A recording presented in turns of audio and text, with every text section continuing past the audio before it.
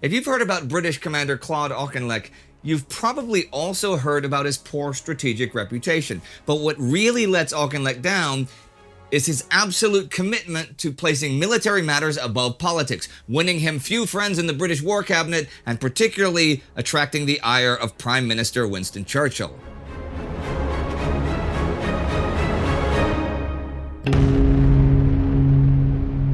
Welcome to a World War II in real-time bio special where I take a closer look at the major or interesting figures of the war, today featuring Claude Auchinleck. Claude John Eyre Auchinleck is born in Aldershot, not far from London, on June 21st, 1884. The eldest of four, his father, Colonel John Auchinleck, dies of anemia when Claude is only 8. His mother is left to raise the children alone with few resources other than a meager army pension and a job as a part-time nurse. This means Auchinleck grows up in relative poverty, which will instill in him a Spartan attitude toward personal comfort and material wants, for which he will become well known later in his career. But he is very gifted intellectually, and after finishing his education, wins a place at the Royal Military College, Sandhurst. He does extremely well, and upon graduation, is commissioned as an officer in the India Army. By April 1904, he is with the 62nd Punjabi Infantry Regiment. He shows a particular aptitude for learning local languages, allowing him to converse easily with his soldiers and quickly gaining their respect. When the Great War breaks out in 1914, his regiment is deployed along the Suez Canal in British-controlled Egypt to prepare for a potential Ottoman invasion. This invasion comes in January 1915, but the Auk proves his mettle and plays a big role in halting the Ottomans' advance at the Egyptian city of Ismailia in February. After this success, the 62nd Punjabis are relocated to Basra to participate in the Mesopotamian campaign. Here, the combat is fierce and conditions abysmal, and they suffer heavy casualties, particularly in the Battle of Hana in January 1916, where their commanding officer is wounded. But it also gives an opportunity to Auchinleck because he is then put in charge of the regiment. He leads his men through fights such as the Second Battle of Kut al-Amara and the Fall of Baghdad. His career continues post-war with a variety of appointments. In 1933, he leads the British suppression of local unrest in Afghanistan. In 1936, he's made Deputy Chief of the General Staff for India, and when the Second World War breaks out in September 1939, he sees his first European posting. True. Initially, Auchinleck is given command of the 3rd Indian Division, but he is soon relocated to England in January 1940 to take control of 4th Corps to prepare for deployment to France. Germany invades Denmark and Norway in April 1940 as they are doing so. Allied command decides the best response is to launch a counterattack and take the port of Narvik. Major General Piers Mackesy is the commander of the Norwegian operation, but he soon enrages British High Command with his unwillingness to partake in the sheer bloody murder of the planned invasion. Allied command decides to send in Auchinleck, now a lieutenant general, to replace Mackesy. The assumption being that his familiarity with mountainous terrain from his time in India will be just what the Norwegian campaign needs. But Auchinleck proves just as frustrating as his predecessor was. He is also unconvinced about the invasion and protests to his superiors. These protests are flatly ignored. The campaign goes ahead and promptly fails, just like Auchinleck predicted. He makes this abundantly clear to the War Cabinet in his post-operation report.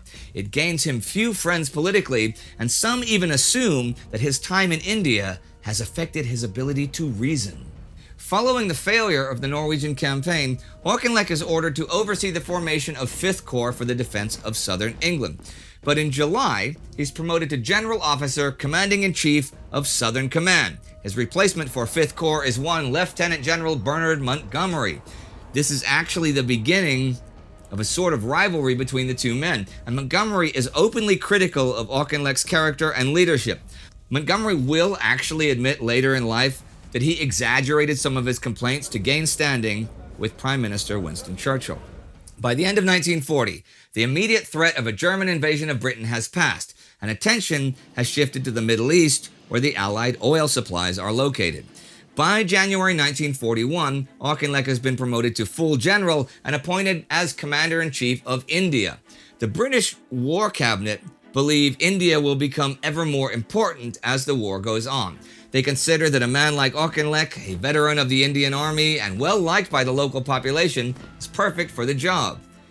Unlike in Norway, he does actually live up to these expectations. In April 1941, British forces are being threatened by the new pro-Axis Rashid Ali regime in Iraq, but the current commander-in-chief of the Middle Eastern Theater, Archie Wavell, is reluctant to do much about it, despite Churchill urging him to. It is Auchinleck who steps in and sends his own troops to Iraq to defeat the regime. This impresses the action-hungry Churchill so much that he decides Auchinleck should replace Wavell as Chief of Middle Eastern Command as soon as possible. By July, the two men have swapped positions. Auchinleck is now also in charge of the North African campaign, squaring off against Erwin Rommel. But like Wavell before him, Auchinleck starts to fall out of favor with Churchill pretty quickly. He lacks the necessary physical equipment to effectively challenge Rommel in the field, and tries to convince high command of this, but Churchill is adamant that it is actually Rommel who lacks equipment, having seen information provided by the top-secret Ultra program which suggests this. This information is actually very misleading, however, and Auchinleck's interpretation of events is much closer to the reality on the ground. It means he is reluctant to launch any major offensive, something which greatly infuriates Churchill. Spoilers. Operation Crusader is finally launched by Auchinleck in November 1941 and led in the field by Lieutenant General Alan Cunningham and his 8th Army. Now, I will cover this campaign in the regular series, so I won't go into it too much here. But it is evident throughout that Auchinleck is not as overly cautious as Churchill believes.